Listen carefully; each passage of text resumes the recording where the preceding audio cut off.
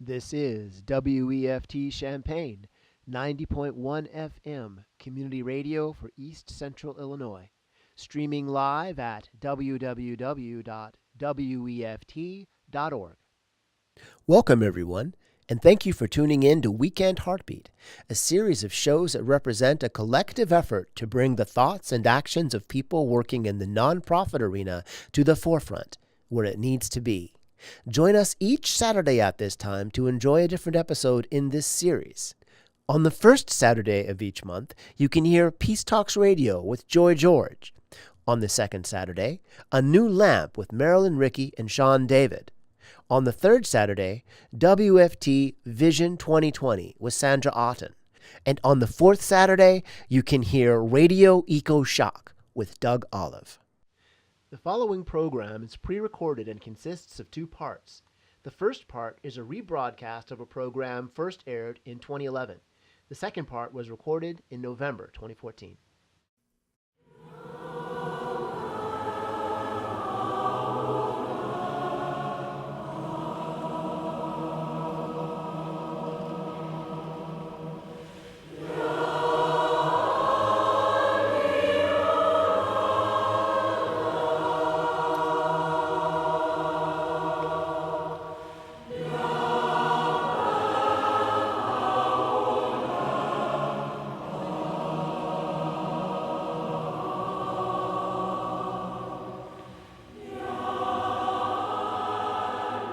Welcome to Weekend Heartbeat. I'm Sean David, and this is A New Lamp.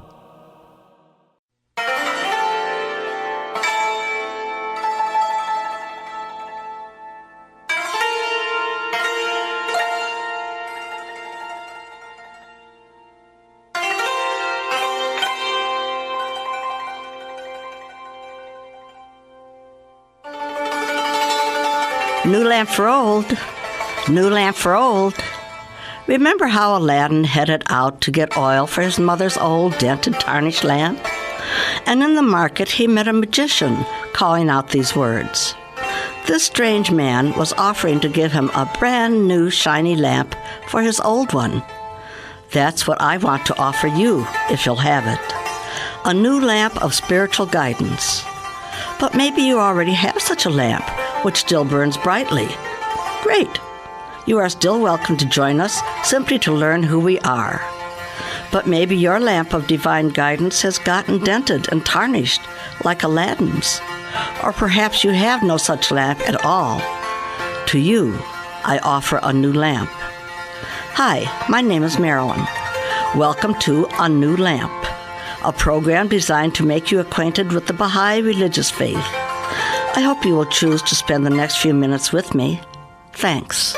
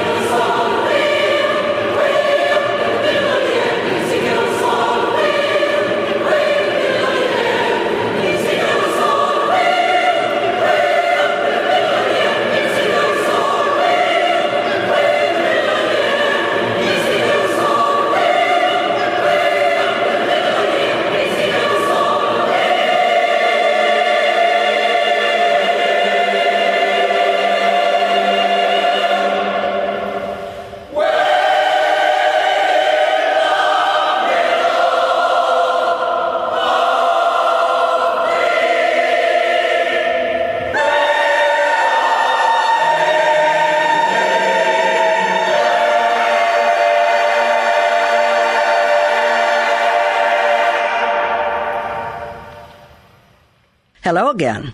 I finished last week's program by saying we would talk about progressive revelation, and so we shall. The essential truth of the divine religions is one truth and springs from one eternal source. Each new religion has two objectives. The first is to reaffirm the truth of the one and only God, and to remind us of how we are to treat one another. These two essentials never change. However, as humankind has progressed over many millennium, so the requirements of each age have changed. Today's world does not even begin to resemble the world of 4,000 years ago. So the rules become outdated and need upgraded to meet the needs of the present time. These are the roles of the manifestations of God, to reinforce the essentials and update the non-essential laws. The universe and everything therein is in cycles, wheels within wheels, always moving and progressing. A simple illustration is the seasons, winter to spring, spring to summer, and so on. Rebirth, full flowering, deterioration, dormancy. So with religions.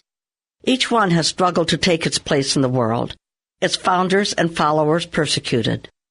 But growth takes place until it becomes the regeneration, or resurrection, if you will, of the spiritual world to mankind. Centuries pass and the enthusiasm wanes as it gets less of a struggle, taken for granted, reinterpreted, superstitions rise, and then comes the decline. Then comes the next manifestation of God, to once again suffer, to revive the spirit of mankind with the holy fragrances of a new spiritual flowering. This we refer to as progressive revelation. Each messenger of God, before leaving this world, promises that another will come in due course of time.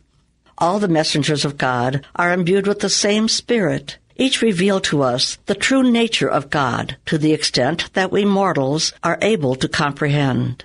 The names are different, but the spirit and purpose always the same, to return us to a compassionate God and revive the spiritual life of mankind. By the way, please understand that the use of such words as man or mankind is simply because our English language does not have adequate gender-neutral words and is clumsy in that regard. I am always referring to both male and female unless it is obvious that I'm referring to one or the other. So, who have been the manifestations of God? They include Abraham, Moses, Buddha, Zoroaster, Christ, Muhammad, and others through unrecorded history. For whom are you waiting? The Messiah if you are Jewish, the return of the Buddha, the return of Christ if you are Christian or Muslim. May I present to you Baha'u'llah, the fulfillment of all prophecy, the promised one of all the ages. Ya Baha'u'llah, thou glory of the all-glorious.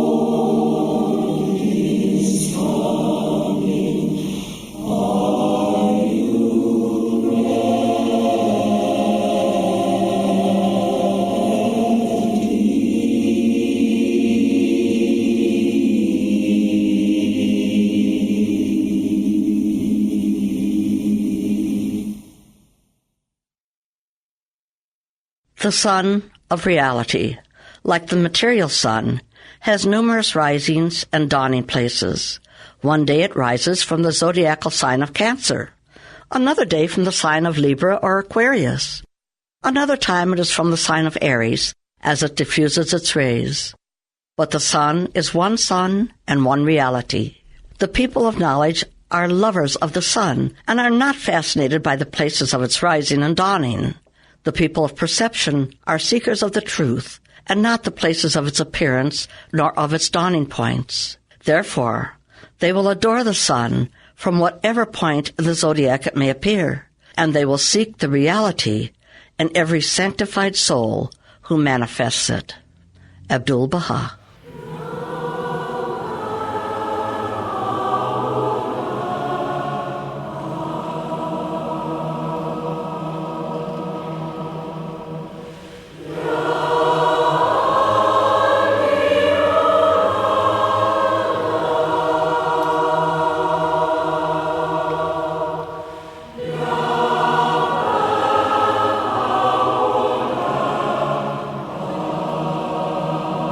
Thanks so much for being with me this morning. I hope you have found a blessing during these few minutes. If you want to learn more about the Baha'i religion, you can go online to www.bahai.us.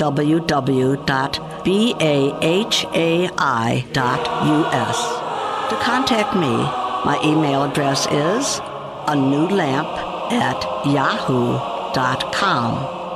Thanks, and have a great day.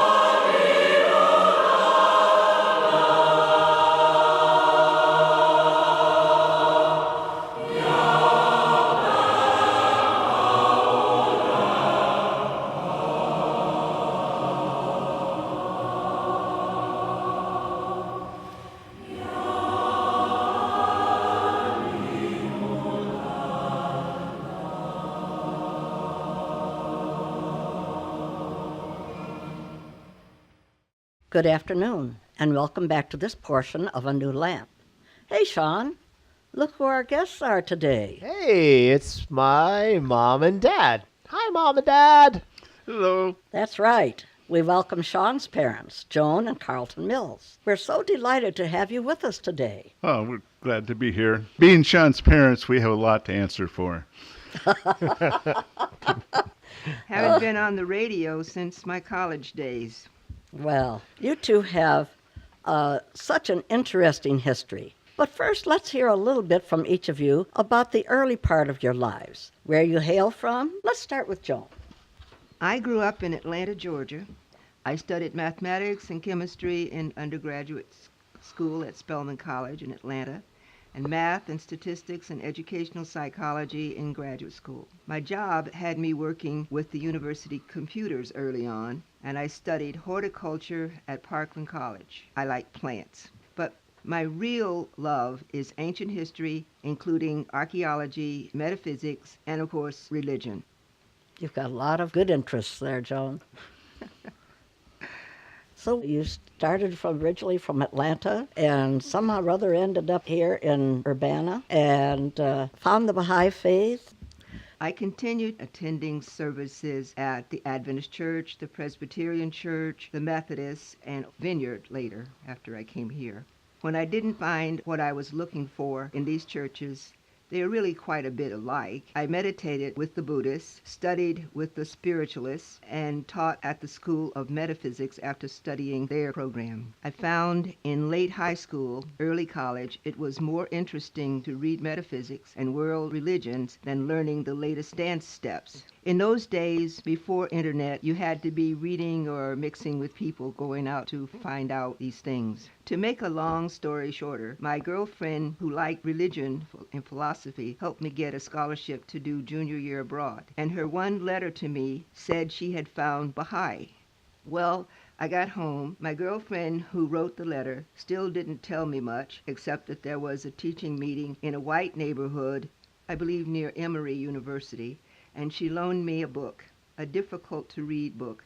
I was glad when I could get to the Black Baha'i Center in a black neighborhood near Martin Luther King Jr. Church. The next thing I knew, my girlfriend was a Baha'i. She married a white Baha'i man who became a college professor. I went to that teaching meeting once or twice, and although it was a little icy, I did go to an out-of-town Baha'i gathering riding in an integrated car, which my dad thought was a really dangerous thing to do. This was in early 1963. Sit-ins were going on in Atlanta under M.L. King Jr., but I was already fully integrated. When I came to Illinois for grad school, I thought I'd try the Adventists one more time. I found the address in the phone book. I rode my bike. It took a lot longer than I allowed, and I arrived late. They directed the latecomers into a mother's balcony that was soundproof and on an intercom system. After about half an hour, the sound went out. That was my sign I should go.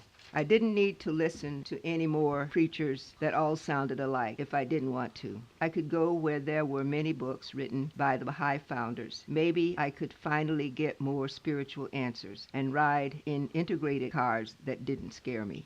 So we've found the Baha'i faith and found that it was integrated. So, Carlton, let's hear a little bit about your early life. I'm sort of the opposite. I grew up on a farm in northwest Illinois, which is a part of Illinois that has hills and is not flat. Wisconsin sort of sticks itself in. I actually went to a one-room schoolhouse for my first 8 years of schooling, and my high school had 125, 130 students, and my graduating class was like 25. But even though it was a tiny school out there, you could still take Latin. The Latin teacher quit about the same time I graduated, and they never replaced him. But I got a reasonable high school education. I came down here studying agricultural engineering and got interested in computers. And I had a friend, a Baha'i friend, in my rooming house who was sort of insistent that I come to some of the meetings and things. So I became involved with the Baha'is that way. And I thought, at the time, I was pretending to be an atheist. Okay. But I actually accepted Baha'u'llah, I think, sort of instinctively. But it was difficult to overcome the Christian background or prejudice of that Jesus is somehow totally distinct from all the other messengers. I grew up in a Presbyterian environment, and they were not narrow-minded or dogmatic really, but you absorb the reality from their point of view. Right. The only thing that was which may have helped getting me to be a Baha'i was I was in our communicants class at the church. My father was on the session, which is a governing body in the Presbyterian Church, and so session members were supposed to go and watch the final exam of the communicants before they joined the church, and they could ask questions. So my father asked a question to the effect of, well, if Christ has brought a new covenant, does that mean you don't have to obey the Ten Commandments? Your father asked this. My father asked that, which was interesting the question. first time, I think, in the whole communicant class experience that there was anything with any intellectual value. And the minister sort of made some blah, blah, blah thing to avoid actually discussing the implications of that. But that may have just stuck around and caused me to be more accepting of Baha'u'llah when I heard about it. And I spent like a summer sort of in agony because I wanted to be a Baha'i, or I felt I should become a Baha'i because Baha'u'llah was who he said he was. So I knew that, and it was my duty to do that. But that would require that I at least pretend to be, a responsible adult. And I was just turning 21, and I felt it was time for me to sow some wild oats. And this would end up the sowing of wild oats. So finally, in September, I declared at a meeting in Champaign. And that Sunday, Joan declared. After some of the meetings, I asked Joan to go to have coffee and pie on Goodwin, near where in restaurants where the Cranert Center Performing Arts are, Ah, okay. and so that's when we started to get to know each other, and something happened, and which I don't quite understand, but the next June we were married. So Something happened he something doesn't happened. understand. Yeah, right. Isn't that interesting? Well, now this really is interesting. We've got a black lady from the big town of Atlanta in the Deep South and a white man from rural northern Illinois. So, okay, you've explained to us how you met. Uh, you've had some pretty exciting times. So, when this happened, back in the 60s, it was a time of racial crisis in this country, which was a pretty daring move on your parts. Did you run into a lot of trouble because of your mixed racial relationship? How did your families respond? Her father sent a letter up saying that he'd never met a good white man yet, Oh, but that maybe this is the one God put in his path. how interesting. Joan's family sent Joan's sister up to find out just what kind of weird mess their daughter had got into up here at the big U of I, and there's different opinions about whether she was really a spy or not. But If you have something to say, Mom, go ahead and speak up. We have this script, and he's not following it. He's already skipped one of my speeches, and he's about to skip a second one. Oh, uh-oh. yeah. And And how, Sandy did come up to see what was going on, right? Am I totally? No, she came up. Yeah, she came up. Yeah, I think she came up for a visit before she came up to stay for a semester, Yeah, right. which was shortly after. But was she up here to spy? My mom's rolling her eyes. just checking things out, kind of? She never let on. She was just enjoying a vacation. Probably the first time she left home by herself. Mm-hmm. She's 8 years younger than me. No. So she was in her teens then, probably. Yeah. Probably in high school. Yeah. So, Carlton, how did your family respond? They were okay. Initially, they sort of had to be okay for psychological reasons, because they knew there was nothing. Everybody was human and created by God. And I, being young and crazy, told them I was bringing a girl home, but I didn't for them to meet. But I did not tell them that the girl was black. And so they met me in Savannah, Illinois, as we get off the train, and here comes this girl I brought from the university, and she was black. But they were cool, and I don't think anybody, really said anything about it. I asked my mother what she thought of Joan, and she said, "Well, the kids like her," which was she was a mother who really liked children. I'm the oldest of 10, and so for every 2 years we had a new baby, and so somebody who gets the highest praise you could get, other than getting an A in Latin, which I don't think I ever did, was to be a good baby tender. And so Joan's instincts to cuddle up with the children was absolutely the right thing to do. Oh, hey, how about that? So essentially, both of your families accepted what could have been a big problem. Yep. So you both became Baha'is about the same time? Yeah, actually the same time. Oh, okay. In the Baha'i community, what was their reaction to the mixed marriage situation? I didn't realize it at the time, but they looked at it as a positive thing, and it is part of the faith that to have diverse marriages of diverse backgrounds, of from different parts of the world and different classes.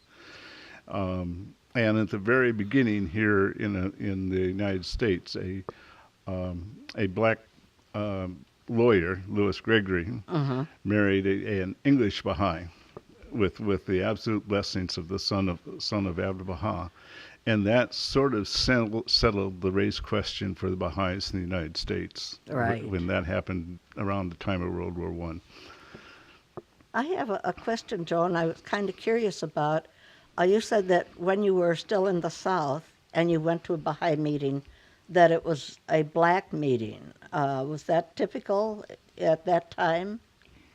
Well, the laws, this was before the sit-ins, Mm-hmm. or before the sit-ins had any effect, and the laws did not condone too much Okay, interaction, except maybe servants. right. Um, So it would have been asking for trouble to be integrated at that time. that's what my dad thought, and Mm-hmm. it didn't occur to me, except after he spoke. Then I started to get more cautious. But I had been to meetings in the white neighborhood before. I went to a Quaker meeting that was an ongoing every week study group Mm-hmm. in the Quaker house that was across town. So being in Martin Luther King's neighborhood, church neighborhood, was well thought of place to be. This was Uh-huh. not in the boonies. This was not a peripheral thing, and this was a special place to be there.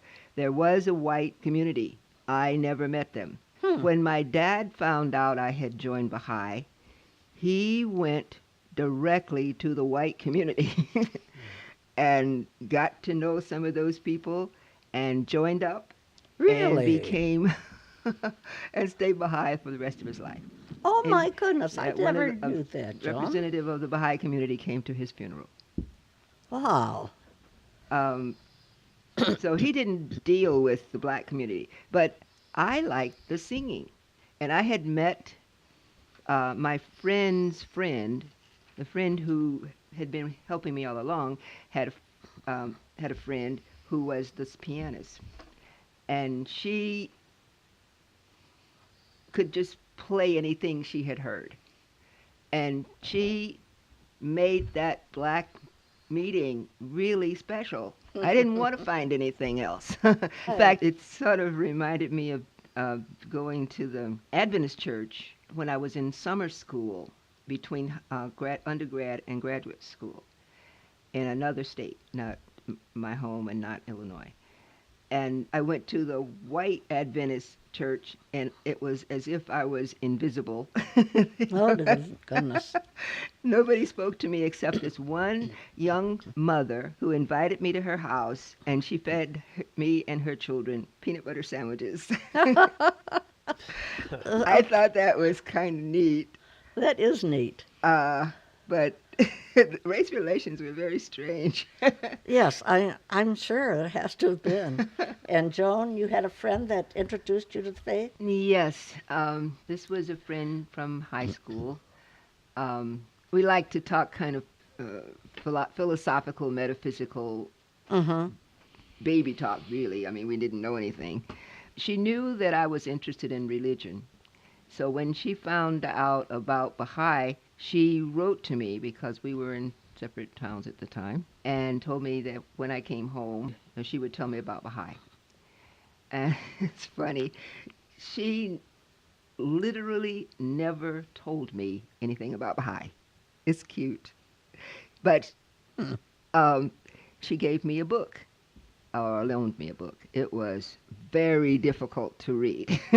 Okay. I didn't get it. But I knew there were books now. There were lots of books, I've been told, and I was ready to find all of them. All right.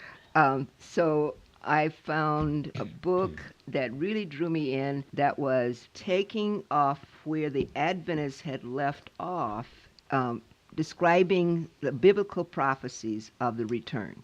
Right. And it was written by a Baha'i who was very vocal. He was into radio and very interesting. And I absorbed that book. it just confirmed what I had been studying, what I'd been learning, what I'd been hoping about religion. And when I got to Urbana and explored the Urbana Baha'i Center, they had shelves of books. And I started collecting. I was a student. I didn't have a lot of money. But then books were a lot cheaper in those days. Right. Everything was a lot cheaper in those days. And they had some lending materials. That's great. And today, as we're recording, we're sitting in a Baha'i library. So this is pretty neat. Yeah. Right. That book was by Bill Sears. Yeah. Oh, is that the book? And I can't think of the name right now. Thief in the Thief Night. in the Night? Thief in the Night. Yeah, Thief in the Night, which is about prophecy. I think a lot of people have come into the faith because of reading Bill Sears' book, A Thief in the Night. Yep. Or the, what is it, the Right. the Thief in the Night. Case of the Missing Millennium. That's what it is, right. Okay, the first part of our program today was about progressive revelation. To me, when I learned about this Baha'i belief, it just seemed so logical, like almost obvious. Why doesn't everybody know this? How did this affect your decision to become a Baha'i? Was it a new idea to you, the idea of progressive revelation, that there's have been messengers from God periodically? I accepted it without paying much attention to the name. Like in my memory, people started using the words progressive revelation a few years after I became a Baha'i. It's probably not true. It's just a matter of faulty memory. But once you accept Baha'u'llah, then you have accepted progressive revelation because you've accepted this idea that we're moving forward, and that this is the time of the end, but it's also the new beginning, and that the Lord's Prayer, where we will, Thy will be done, Thy will be done on earth as it is in heaven. That's part of the process that a Baha'i endeavors to advance. Yes. And those of us who have come from Christian background are aware of the idea of the golden age, the millennium, that is supposed to be one of peace. And so this is, it all makes sense, doesn't it? That's sort of a universal.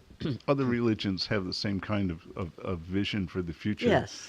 And the previous prime minister of Iran, when he spoke at the United Nations, always ended up speaking about the coming Mahdi, if I'm pronouncing that correctly, who would lead the world to peace and to justice. Mm-hmm. Yes, he did. And at the same time, he's trying to get rid of the Baha'i faith because he thinks it's not a religion. But he is talking about the same as the Lord's Prayer. He's talking about the future. That's right. He's just slightly off. How about you, Joan? Did you find progressive revelation an interesting concept, or did that make sense to you?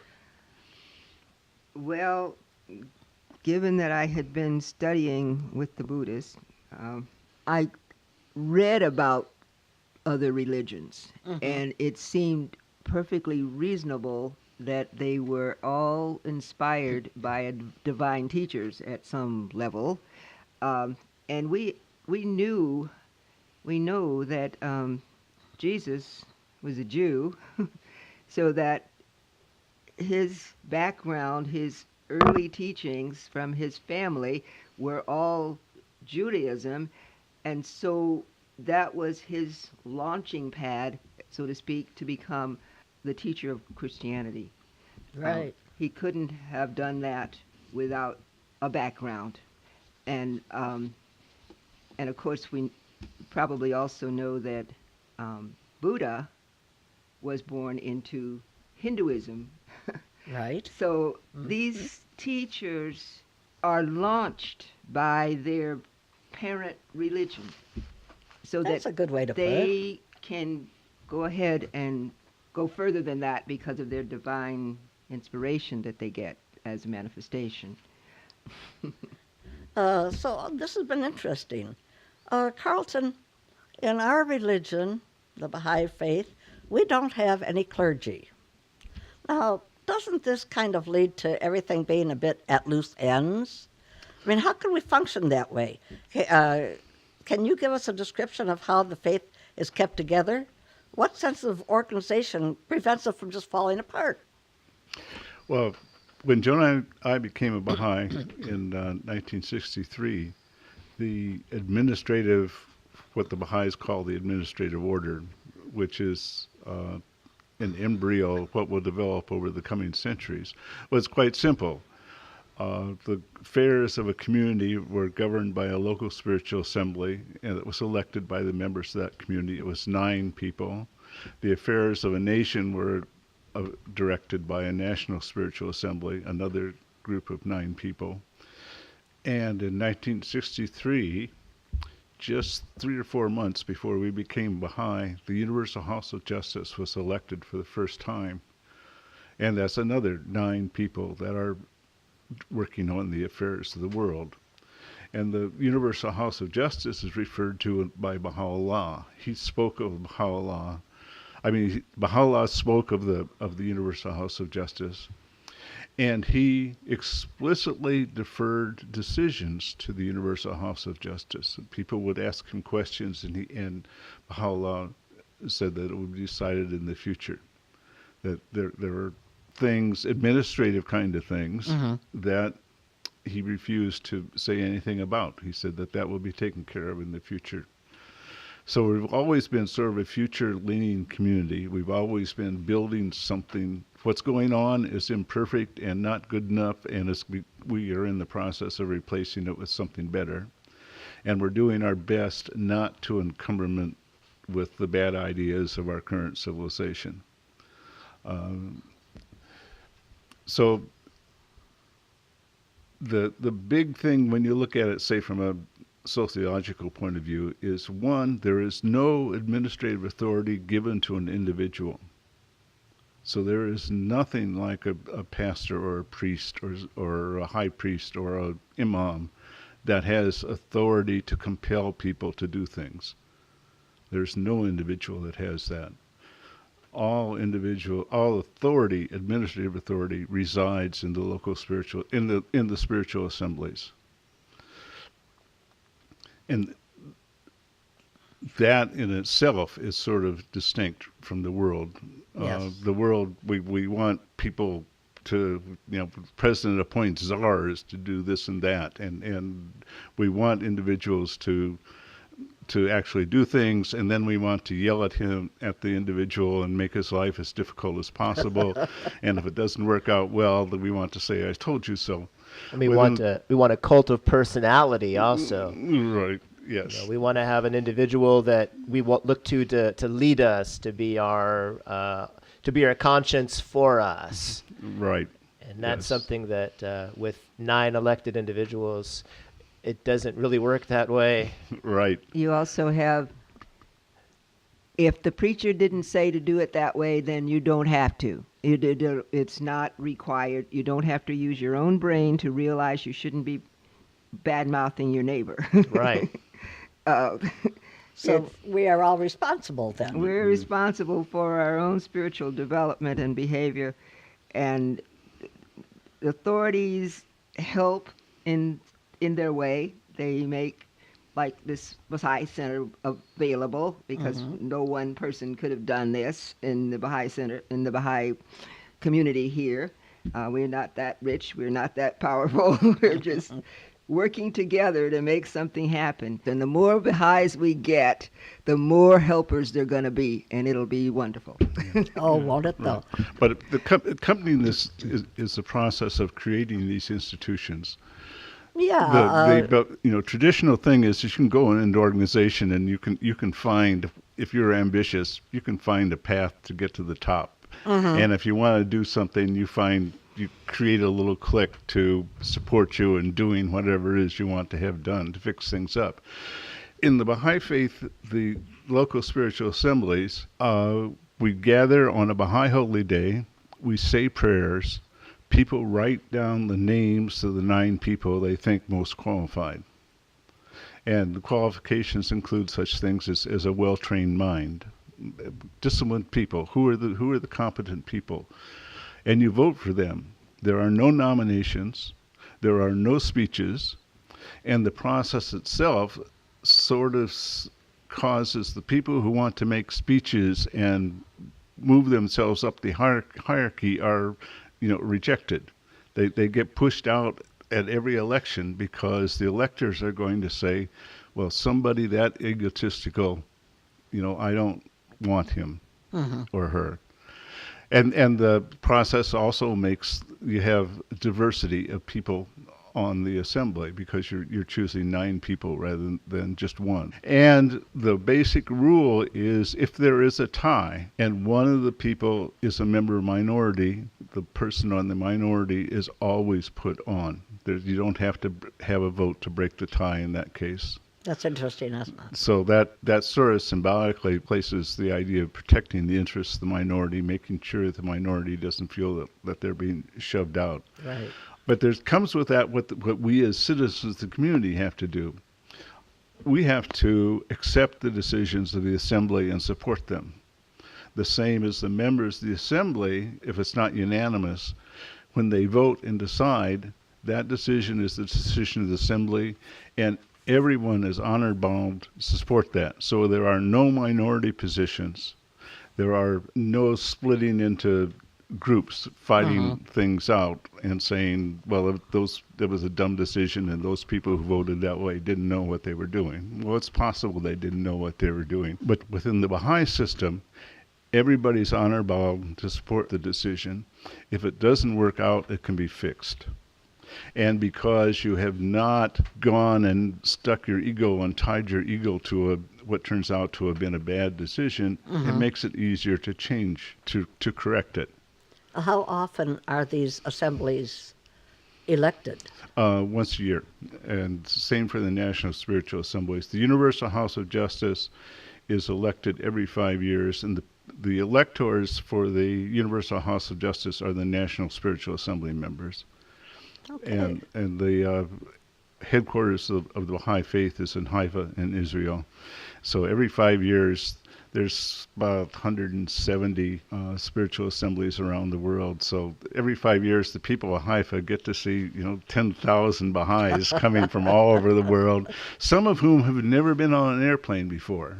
But they were elected to the National Spiritual Assembly, and so now they're coming to Haifa for the International Convention and to vote. And when they vote, everybody wears their native costumes. So it's interesting to watch the newsreels of, you'll have a headhunter, you'll have somebody from Indonesia, you have, Indians. I trust they're not still heading it. No, but right, yes, right. But you will, meet Baha'is that say, well, my families were headhunters. But the same principles abide, that there's no electioneering. The members of the House of Justice just sort of disappear, and you don't see them until the vote. There's no statements made by anybody. There are, in the meetings, people will be designated who are not members of the Universal House of Justice to greet them or to make a certain talk or do something. But then once the Universal House of Justice is elected, then all of a sudden they're out and they're greeting their old friends. And Sure. What is really interesting is that you can still think of them as friends. I've been on a first name basis with like 3 members of the House of Justice over the last half century. Wow. And it's unfortunately I didn't have my camera, but at a Baha'i school in Flint, Michigan, we give people duties, service. You have to do service. So you have to, on Saturday, people between A and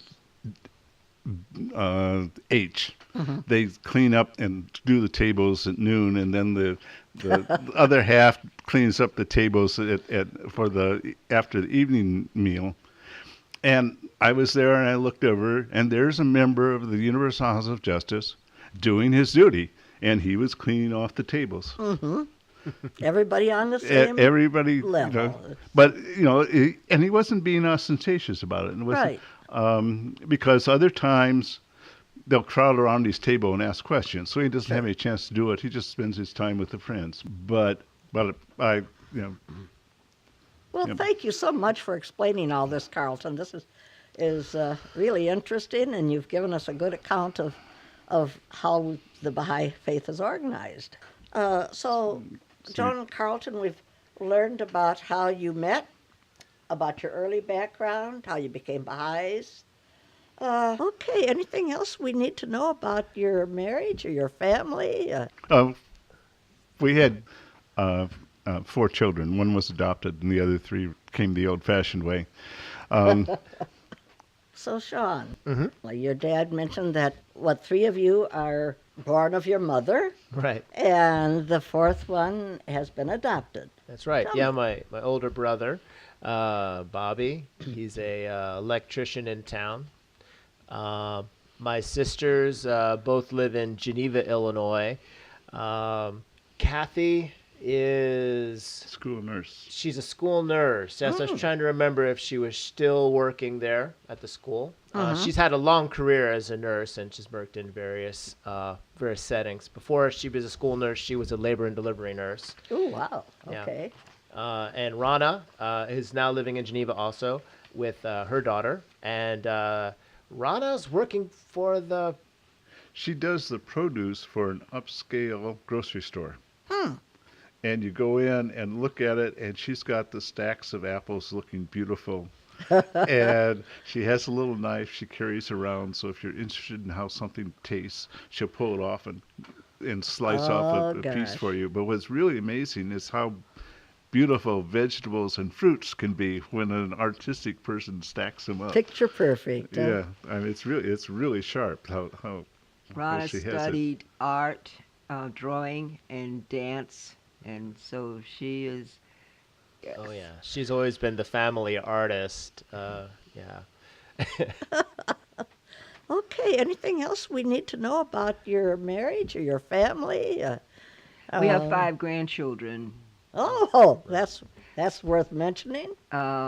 Kathy has 2, Rana has 1, and Bobby has 2, but we don't get to see them because of the divorce. Oh, gosh, divorce is really Divorce is bad. yes, it is. And unfortunately, it's something that plagues every family anymore. Yeah.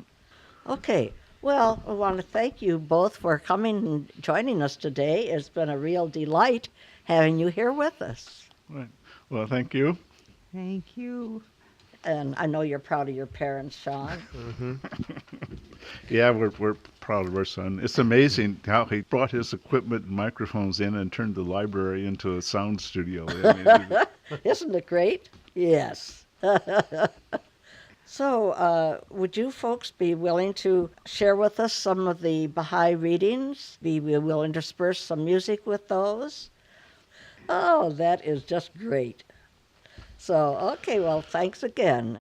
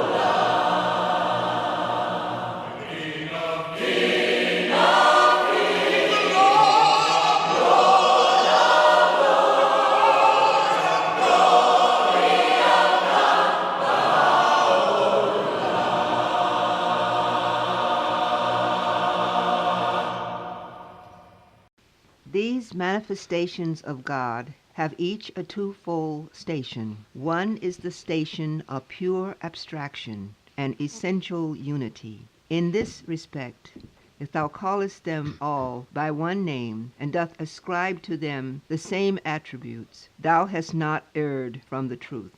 Even as he hath revealed, no distinction do we make between any of his messengers. For they, one and all, summon the people of the earth to acknowledge the unity of God, and herald unto them the river of an infinite grace and bounty. They are all invested with the robe of prophethood, and are honored with the mantle of glory. The other station is a station of distinction, and pertaineth to the world of creation, and to the limitation thereof. In this respect, each manifestation of God hath a distinct individuality, a definitely prescribed mission, a predestined revelation, and specially designated limitations. Each one of them is known by a different name, is characterized by a special attribute, fulfills a definite mission, and is entrusted with a particular revelation. Even as he saith, some of the apostles we have caused to excel over others. To some God hath spoken, some he hath raised and exalted. And to Jesus, Son of Mary, we gave manifest signs, and we strengthened him with the Holy Spirit.